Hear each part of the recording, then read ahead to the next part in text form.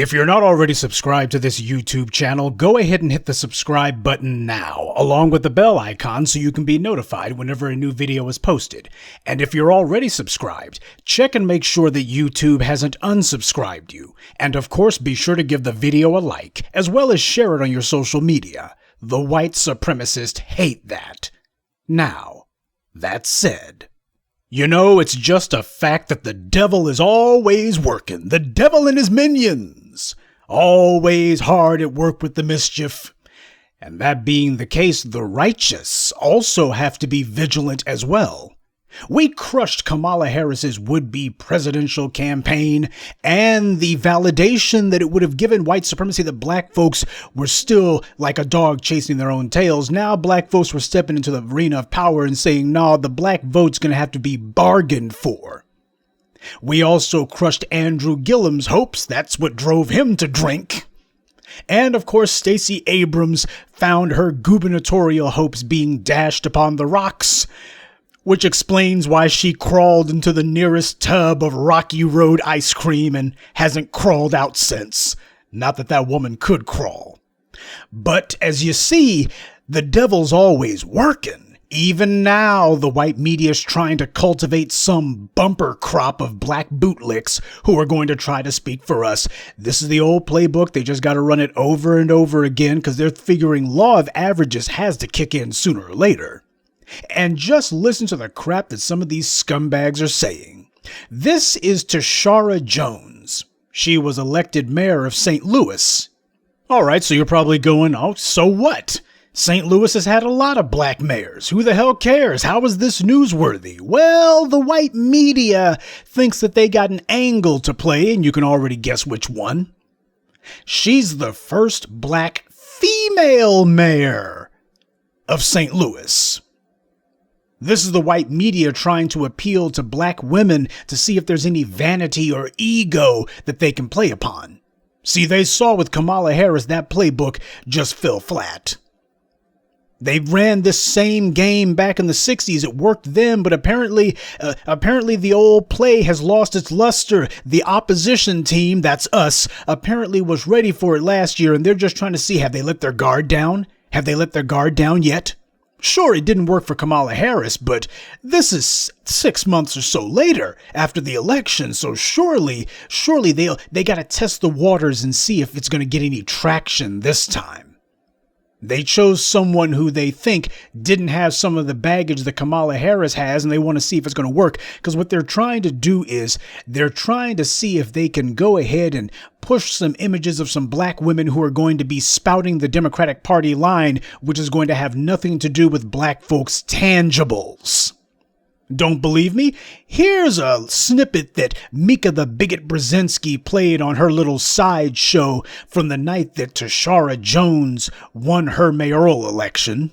You should be able to succeed here regardless of your skin color, regardless of who you love, regardless of your documentation status, regardless of what language you speak, regardless of how you worship, regardless of what neighborhood you live in, regardless of your health insurance status, regardless of your school district, regardless of your zip code.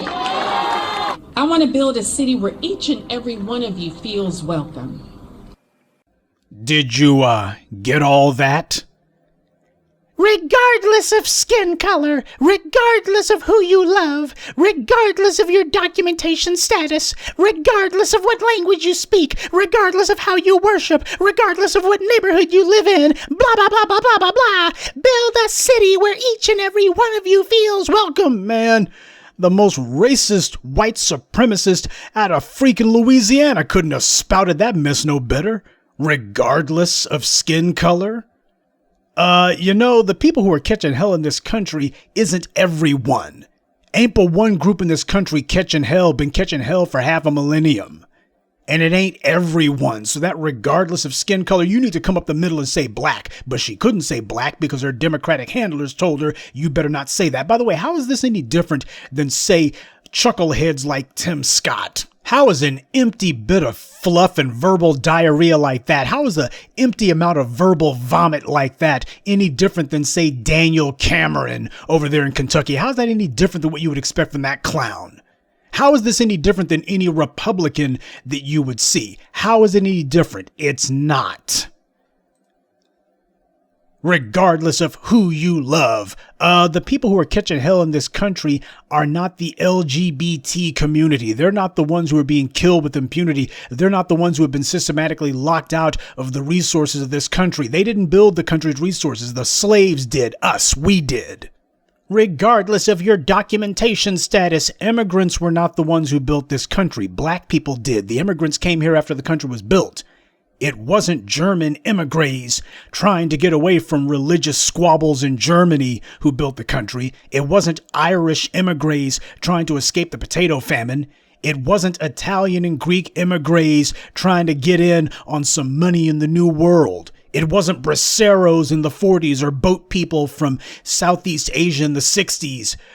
Or caravans of Central Americans who are coming up to the country's southern border. They're not the ones who built the country. The black folks did. These guys are coming here for what was already built.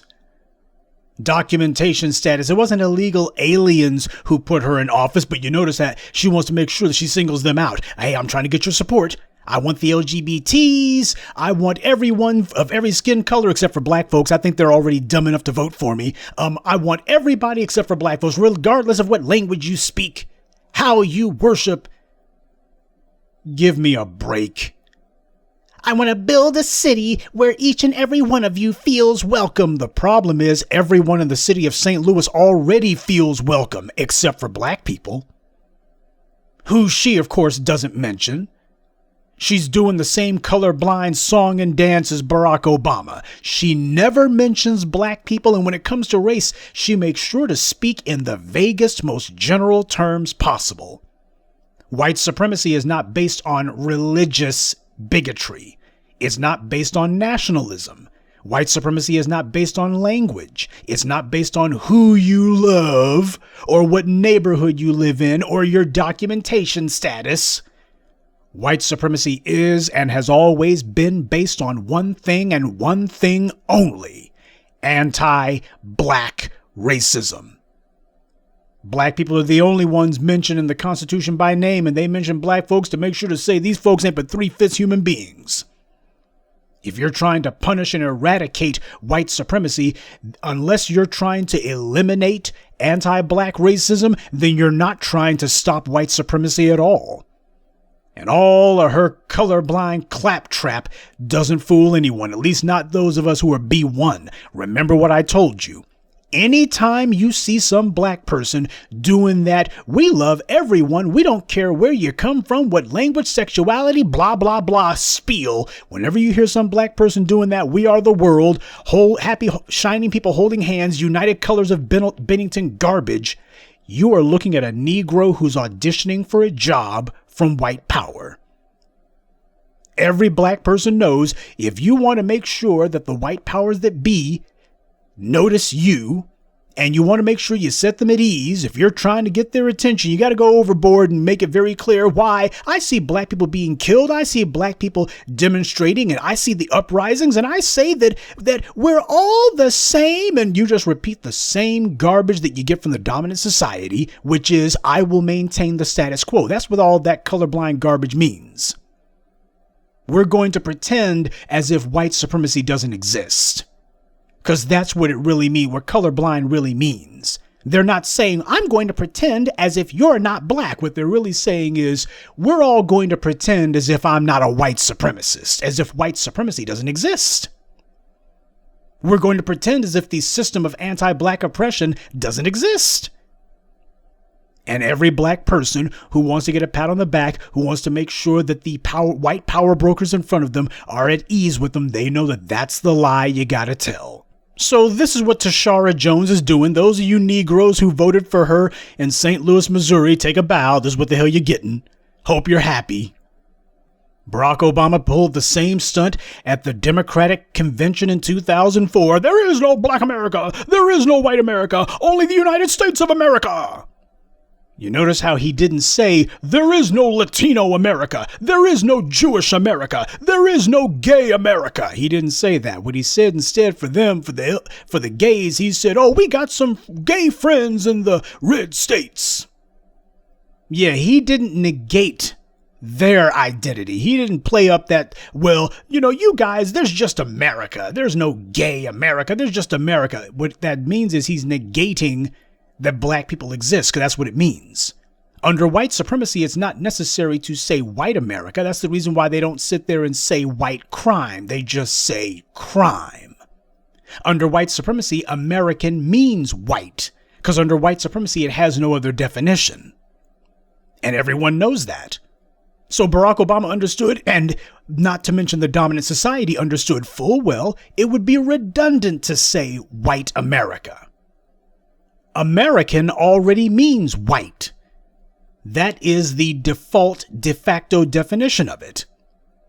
So when Obama says there is no black America, that's the one that actually gets through, because the truth of the matter is, how do you say that the people who for 500 years this nation has proclaimed are not even human beings? Well, how do you put American on that when these are the very people who the country was founded to define out of American citizenship? So when he says there is no black America, everyone understands that's the operative part of that sentence. The white America part means nothing. It was just verbal embroidery that passes right through because it didn't mean anything. There is no white America. Oh, well, that didn't mean anything. There is no black America. That's right, you niggers. There's no black America. You guys don't exist. There's only the United States of America. That's right, this good white land for good white people. Everybody understood that that was the message that Barack Obama was making. He was careful not to do that with any other group. He didn't tell Latinos, there is no Latino America. What do you mean Latino? There is no Asian America. There is no Jewish America. He didn't do that with them. So, that explains why it is that our old pal Mika the Bigot Brzezinski has decided that she was going to give Tashara Jones a little bit of shine today. It's the old white supremacist playbook.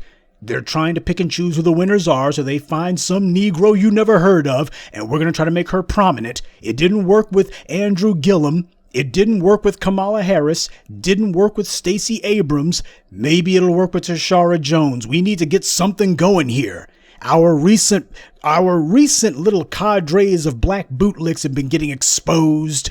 They've been getting taken down. This black media is just calling them out, and these guys have been hemorrhaging support. Maybe this Tashara Jones will slip through the cracks. And if we say that black women will be a force in the coming midterms, if we just psychologically masturbate black women with all this insincere praise, sooner or later, some of them are going to fall for it, right?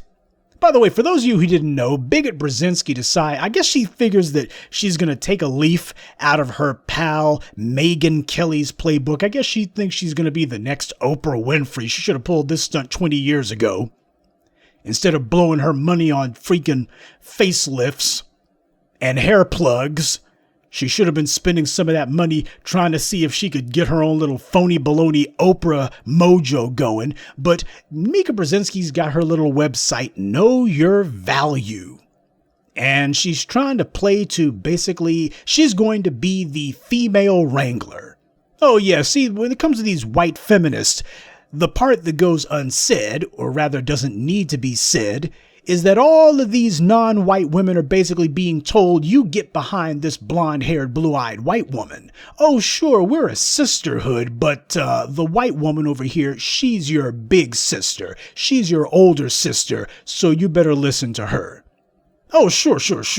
The sisterhood has room for a few mascot black women and some Asians and what have you, but you better understand you're dancing to her tune and she's the one leading this parade. That's what the white feminists understand it to be, and the women, the other non-white women who follow this nonsense, especially black women, they know exactly what they're in for. Whenever you're dealing with a black feminist, you're dealing with a black woman who is thinking to herself that she can transcend blackness If she can just get a pat on the head from this white feminist over here, then she will have successfully escaped being black. And that is the fool's errand, the asinine odyssey that these black feminists have been chasing for the last 50 plus years. So Mika Brzezinski, she's got her little website, Know Your Value. Why, she even scribbled a book. You know that there was some freaking ghostwriter who put this crap together for her. She even had a book of the same name, Know Your Value. Well, it just goes to prove one thing. Mika Brzezinski will be the first person in human history to have written more books than she's read. But I guess she figures it's going to give her some air of legitimacy if she has a book full of her little scribblings and brain farts to go along with her little website. But just for future reference, so you know, whenever you see somebody talking about knowyourvalue.com, not that anybody is really trying to, I guess Mika's figuring that she can try to get something going for herself. She's going to corral all of these brain-dead feminists under her banner, such as it is. This is Mika Brzezinski's website. So she's reporting on her own freaking website, which basically ain't no different and no better than a freaking blog. But what this goes to show is this is the white media telegraphing what the strategy is. They're trying to put together a handful of little bootlicks who they think they're going to try to do something with next year because they could care less about whether Republicans or Democrats control the House of Representatives, the Senate, or the Congress. White supremacy's power is not based on which political party happens to have the majority in Congress. It is based on whether or not the former slaves are kept in their place, whether or not the former slaves have become apathetic enough, demoralized enough, or distracted enough to allow white supremacy to stand. They've been seeing that there's been something going on at the black grassroots. And they're like, we got to stop this early. Because we don't want this to become a permanent feature of black culture, that black people are going to be talking about nothing but tangibles and what the hell's in it for me. And because they know if this goes on long enough, there's going to be black folks who look and say, what the hell are we doing letting clowns like Tashara Jones speak for us? This is intolerable. If black folks get enough steel in their spine that they're willing to stand up to the thugs in blue, the enforcement arm of white supremacy, how long before they decide, wait a minute, what are we doing letting these bootlicks call themselves speaking for us? If black folks decide they're going to boss up on the white supremacists, well, hell, black folks will make short work of the bootlicks. As I've always told you, if you want to dial people in to be oppressed for the long haul, you got to undermine them from within. That's where the bootlicks come in. You need to disrupt and undermine and to otherwise derange their internal politics. So you got to have some slithering vipers who insinuate themselves among the people. Some folks who look like the people or have something heavily in common with the people that you're trying to keep oppressed. You have to have a system in place where you pretend as if, oh, the people we just got through beating into the dirt and we just got through defining you as less than human beings. Why? You guys can actually potentially change the system too. Your status is actually no different than anyone else's. Sure, there's a couple of cosmetic differences, like the lynchings in the back of the bus and the coloreds read black only signs and the politicians who run on a non-stop litany of anti-black vitriol and hate. Sure, a couple of small cosmetic differences between you and everyone else. But you know what? This system could actually work for you too if you just vote for who we tell you to vote. Here's the slate of candidates that we selected for you. And if you just choose the one who claims to sympathize with you, why, things will change. Last year, black folks showed, you know what? We can change things without a single ballot being cast. That's what the uprisings were about last year. And the subsequent laws that the legislature said we need to hold an emergency summit. Why? Because if these Negroes who are out here uprising ain't but a matter of time before one of them says, hey, that way to the mayor's office. City Hall is that way. The state legislature is that way. Only a matter of time. So they were like, we better do something. See, black folks have started becoming politically mature, even if only for a moment, and understanding this system is set up to preserve white supremacy, to protect white supremacy. So how do you change that? Well, you can change it by breaking the system's back. You don't work within the system, you break the system. You make it do things it was not created to do. It was not created to listen to you. It was not created to be responsive to your needs. It was created to ignore you. It was created to deny you what you need. So you go ahead and you make the streets hot and the system's going to look and go, we can't afford to just sit here anymore, because they're making it very clear they're not attempting to use the ballot box. So we better start at least trying to appear to be responsive to their needs. Otherwise, they're going to be taking matters in their own hands. And what a surprise. All of a sudden, the same folk who were telling you what they couldn't do, now hear laws getting changed. But you didn't do it by deciding that you were going to wait for Stacey Abrams, or if we can just vote the right bootlick into office. What happened was folks said, you know what, these streets get hot enough, they're going to understand we mean business. And indeed, they got the message. But white supremacy is not going to be toppled in a single day. It's not going to be toppled by a single uprising. Persistence is what's called for here. They've got a huge head start and enormous resources. The only thing that we can counter that with is sheer, pure, unadulterated willpower. That's going to be the great equalizer if we are persistent. Now, I posted for you earlier today how you had no less than Sylvester Turner, the mayor of Houston, Texas. That clown, this goddamn Bucky Beaver-looking bastard. Last time we were hearing about old Sylvester Turner. He might as well call himself Sylvester Turncoat, because that's what the hell he is. But last time that we were talking about Mayor Turncoat was last year, when he was trying to lead some phony baloney group of black mayors calling themselves Blacks for Bloomberg. Oh yeah, Sylvester Turncoat. He was the biggest cheerleader, the biggest butt kisser for Mike Bloomberg last year. Oh, he could just smell some job in the Bloomberg administration if he just could find a way to get this racist into the White House. Oh, what about stop and frisk? I'm here to vouch for Bloomberg that stop and frisk didn't mean nothing, and even if it did, well, a lot of y'all niggas who got locked up, you deserved anyway. Y'all know y'all was guilty. That's what Sylvester Turner was about.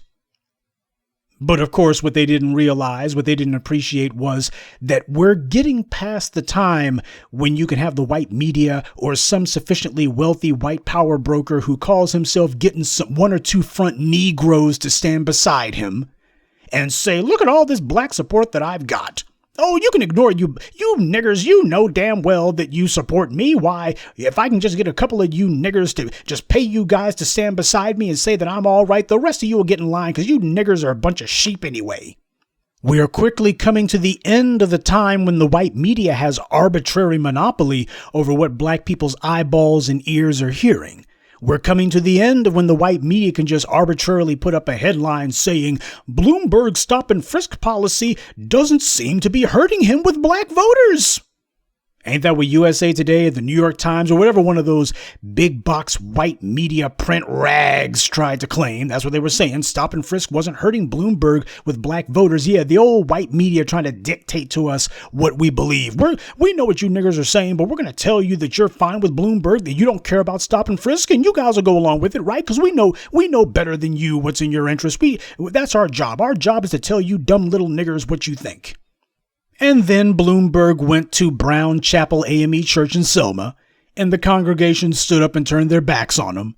Yeah, he figured that his pulpit pimp that he had with him was going to run interference and cover for him, and the black folks in the congregation made it clear, you ain't in New York City, but you're still around black folks. Your reputation precedes you, you bigot Bloomberg.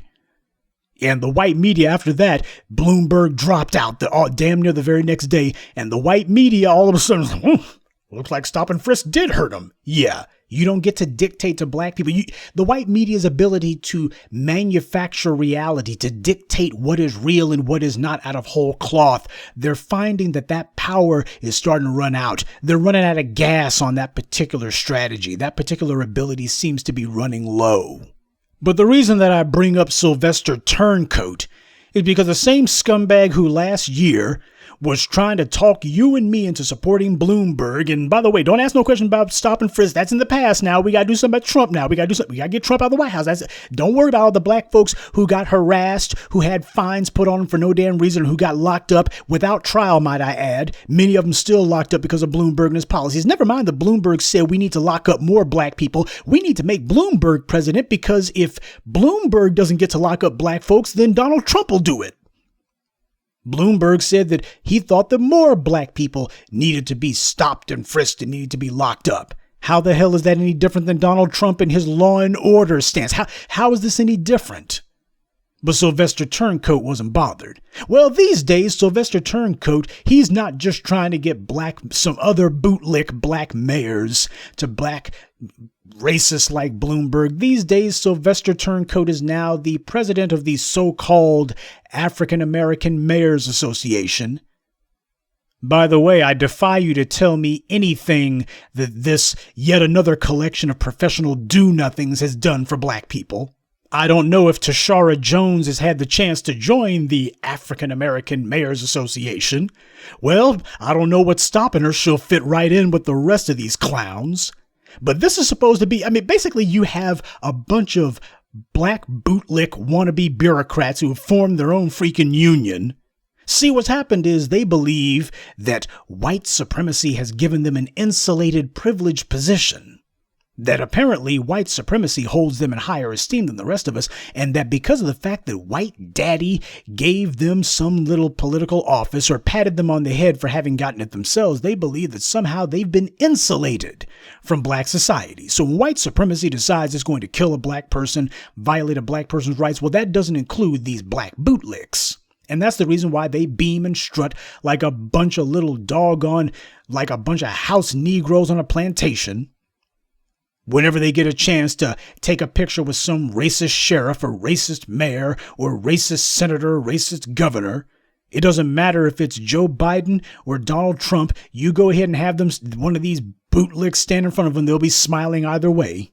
But these clowns, it's always the same hustle, always the same damn lie. Why is this man smiling? Why is Sylvester Turncoat smiling? It's because as far as he's concerned, he just knows sooner or later, white daddy is going to tell him, well, you know what, Sylvester, you a good little boy. And we think that you might have a congressional future. There might be a future for you in Congress. Why, you saw what happened with Cedric Richmond, why he got out there and he sold the soap and he made sure to prioritize the interest of Asians over black people. He made sure to get out there and bang the drum for immigrants and LGBTs and everybody except for black folks. And why, look at him now. He's up here getting coffee and getting donuts for Joe Biden. He's shining Joe Biden's shoes because God knows he doesn't have any power. That's what happens when you kiss our butts extra sweet. Wow, you can have yourself a job in the White House changing the bed sheets for Joe Biden after he soils the bed again. And you get to change his Depends for him. And if he needs some extra Metamucil or a couple more bottles of Ensure, you can make sure to go and get that for him because that's what your job is going to be. You're going to be the White House butler. You go along nice with the White House maid, Simone Mammy Sanders, because I posted for you guys earlier this week how Simone Sanders is a little bit butthurt these days because, as I told you, why was she out there talking about the 94 crime bill had nothing to do with Biden and all the black folks getting locked up? Why, that was the states. Even when Victor Blackwell corrected her, she still kept saying that anyway. Why was she saying that mess? Because Simone Sanders, like the rest of these clowns, like all these other liars you see carrying water for this or that political party, whether it's the Angela Rye's with lettuce and tomatoes on the side, or whomever, all of these fools are auditioning for a job. These bootlicks, they haven't cultivated any other skills. The only skill they got is kissing butt. That's the only skill they've got. So Simone Sanders figured the bigger the lie she tells, the more valuable she'll be to Biden. Well, she figured to herself that Biden has to make her White House press secretary. That's the job that she wanted. It's the only damn thing that she might be halfway qualified for, to go ahead and read from the prepared statements that Biden and his handlers put in front of her to tell to the white media. That's the only position that she could even remotely be halfway qualified for, at least on paper, if nothing else. She just knew she was going to get it. She'll just tell the biggest lie while she'll be Biden's own bodyguard. You don't need the Secret Service. I'll take that bullet for you. She's tackling people on stage and all that. Oh, man, she just made a royal fool of herself. And what happened in the end? Biden said, get this nigger out of here. What the hell's wrong? Well, what the hell's wrong with you? Get me this Jen Psaki woman. I need me a good white woman up here. Simone Sanders, some affirmative action hire. I don't think she can even spell press secretary. What the hell's wrong with her? And what they do, they locked her in the basement. She's down there sorting through Joe Biden's little memorabilia. But that's what these clowns are prepared to sell black folks out for. This is why they're helping white supremacy to try to forward a genocide of black people, all so they can try to get themselves a job. They will gladly see black folks as a people exterminated if it gives them even a chance of gainful employment. That's what Simone Sanders was doing. Everybody knows that the 94 crime bill had the so-called truth in sentencing statute put into it, which put $13 billion into the hands of the states with one condition. You had to change your state laws to make them as harsh as Biden's 94 crime bill. If you wanted that $13 billion, a slice of that $13 billion cake, first you had to change your state laws. Oh, the states changed their laws only because Biden waved a $13 billion check under their noses to get them to do it. Biden bribed the states to do it. But that's the point. She knew her job was to lie and lie big. Her job was to be the black person who would lend her melanin to Joe Biden's white lies, and she did so with aplomb. She did so happily. To help Joe Biden continue his turbocharged prison industrial complex. To help Joe Biden lock up as many black folks as possible and completely ignore our concerns. Hey, whatever happened to that police commission? Oh, that's right. Biden said, we probably ain't doing that. In fact, let me take the probably out of it. We ain't doing it. Say, whatever happened to the George Floyd Police Act? Well, as TBA already explained, you had no less than Negro Jim Clyburn saying, qualified immunity? We don't need that in the law. In fact, we don't need nothing in the law. Just a law that says the police reform is good enough. Just as long as we can get a law that says police reform, that's all we need. Yeah. Joe Biden's making it real clear. He didn't make that many promises to these other groups, but he sure does seem to be coming through with all sorts of things for him, not just laws, but tangibles. Black folks, he made promises to black people, and now he's already busting a 180 and saying, well, whatever you were expecting, you ain't gonna get it. This is who Stacey Abrams wants us to support. This is who Simone Sanders wants, or is it wanted yet, for us to support.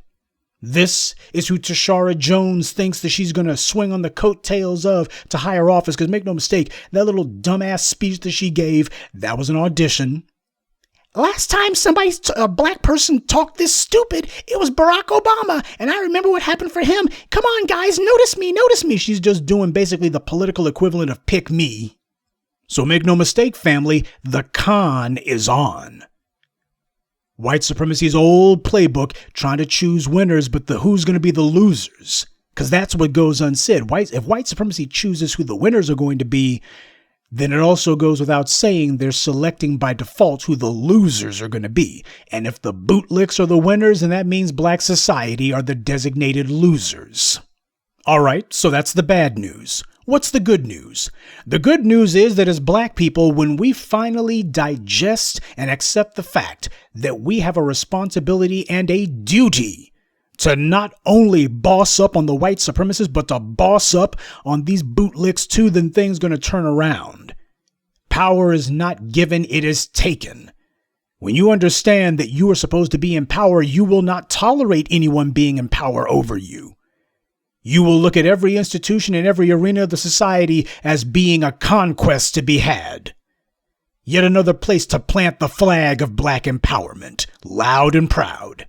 You will not merely be indignant about clowns like Tashara Jones who refuse to speak to the interests of black people, much less mention black people. You will no longer be merely indignant about it. You will be absolutely intolerant of that kind of abuse and neglect. And make no mistake, when black people are being gunned down the streets and they're sitting here talking this colorblind nonsense, when we got these white supremacists waging an open race war against us, that is not merely neglect. That is abuse. That is teeing you up to be wiped out. We've been saying it for over a decade now. Stop waiting for someone to give you permission to take power.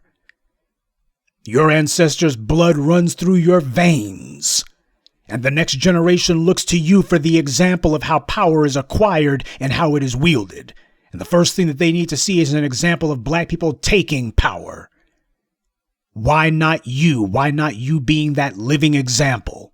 Because the only reason that the bigot Brzezinskis feel emboldened enough to put walking trash cans like Tashara Jones and other examples of detritus in front of us is because they have not yet seen a critical mass of black people who have made it known that we are not going to merely step into the arena of power. We are stomping, we are kicking the doors in. We're not waiting for anything. We understand that in war, you do not wait. Ground is not given on the battlefield, it must be taken. So that is what we are going to do. Because while we do all clearly understand that the Sylvester Turncoats and the Tashara Joneses do not speak for a damn one of us, the reality is that without us being the ones making sure that we occupy the spaces that these clowns are in, unless we're in those positions, the problem is our voice is not as loud and as powerful as it must be. They do not speak for us, but our voices do not have the volume that it should have, and that means justice does not have the force that it must have. If this is intolerable to you, then it falls to you to make sure you do something about it. You are the resistance. Stop letting somebody else sit here and tell you you need to wait and see what this or that person from the black media or any other sphere of black society is going to do. You know what the ideology is. You know what our demands must be. White supremacy cannot merely be called out, it must also be challenged. We must place the bastards on the defensive and keep them there. Place them under siege and keep them there. That's the task before us now. It falls to us to make sure that 2021 is the year that black empowerment starts to take a bite out of white supremacy and the bootlicks' hides.